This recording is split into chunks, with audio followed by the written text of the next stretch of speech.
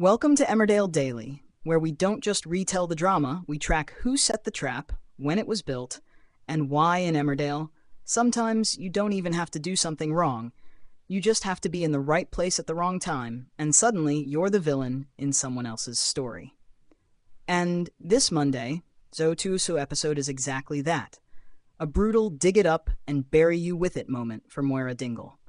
A woman trying to hold on to her farm, her family, her reputation, only to have it all ripped away like sand slipping through her fingers in a matter of minutes. It begins with a scene that looks almost ordinary at first. Police cars rolling up to Butler's farm, footsteps on gravel, cold eyes scanning the yard, then the line that lands like a hammer blow. They've been searching the land, and they found two bodies. Two bodies on Moira's property. And in that instant, the air turns solid, because you understand the ugly truth immediately. In a case like this, it doesn't matter what you've done or haven't done. Sometimes location alone is enough to turn you into a suspect.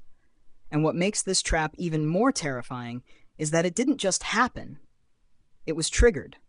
The person who pulled the pin this time was Ruby Milligan, because she already suspected something horrifying connected to Anya Barisha, and she made the choice to call the police. From the moment that call went through, it feels like a chess piece clicked into place, like the board shifted, and the game started running on a script that had been waiting for this exact move. Before the village can even process what's going on, the wider investigation into Celia Daniels and her human trafficking/modern slavery operation gives the police even more reason to move fast and hard. They dig. They search. And then two bodies surface like a ruthless answer from the ground itself. You want the truth? Fine, here it is. But don't assume the truth is going to save the right person. And of course, when those bodies are found on Moira's land, the first person loaded it into the police car was never going to be anyone else. Moira and Kane Dingle are taken in for questioning. Kane reacts on instinct, jaw tight, voice sharp, insisting they're being set up, insisting there is no universe where he'd bury something like that on his own land. But logic doesn't always beat what the police call a trail.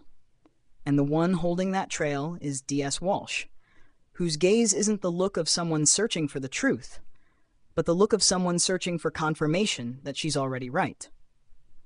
From the first minute, Moira isn't being treated like a witness.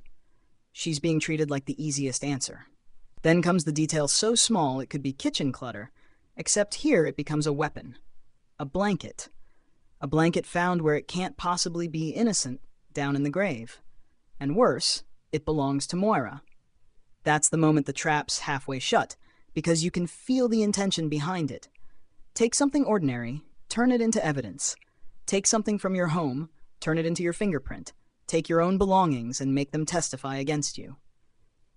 Moira looks at that blanket and her memory jolts like an electric shock. She remembers Celia offering to take some of her things to donate to charity. So kind, so helpful, so normal.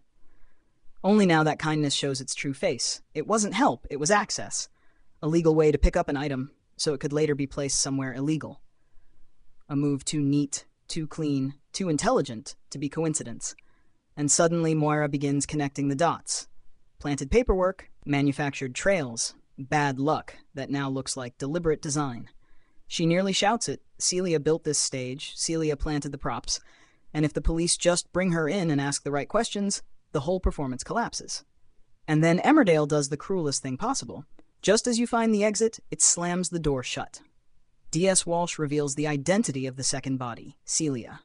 The very person Moira wants to confront is dead. And what you feel in that moment isn't just fear. It's pure, crushing hopelessness. Because when the one who set the trap is dead, the trap doesn't disappear. It becomes unarguable evidence. There's no mouth left to question, no pressure point to squeeze, no suspect to crack under the right interrogation. The trap becomes perfect, precisely because the mastermind has now been transformed into a victim. And if you remember the violence behind the scenes, Celia was killed by Ray Walters, and Ray was later killed by Beowulf. But the bitter part is this: the police still don't know the true killers, so they cling to the nearest, clearest, most chargeable story. And this time the clearest thing is Moira's DNA on the blanket. A scientific detail that sounds objective, final, hard to fight. On top of that, the other criminal signs surrounding Moira, the ones viewers know were engineered, line up like a case file that's already been typed, stamped, and ready to close. The result? Moira is no longer someone being questioned. She becomes someone being accused, charged for both deaths, Celia and Anya. And the most painful part of all this isn't even the handcuffs. It's the betrayal. Because Moira did doubt Celia at first, and then she convinced herself to trust her again, to rebuild, to believe she'd found an ally, only to discover she hadn't made a friend. She'd been chosen as a scapegoat. And once you're the scapegoat, every step you take gets heavier.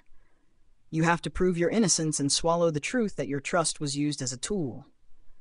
While Moira is being pressed down, Kane's tragedy rises quietly like a second wave. Chas Dingle and Caleb Milligan sense something off with Kane, but they don't realize he's due to get his test results tomorrow, results he may now have to face without Moira at his side. And the storyline deepens later in the week. Kane learns he has aggressive but localized prostate cancer. He's overwhelmed, not just by the diagnosis, but by the potential side effects of the recommended radical prostatectomy.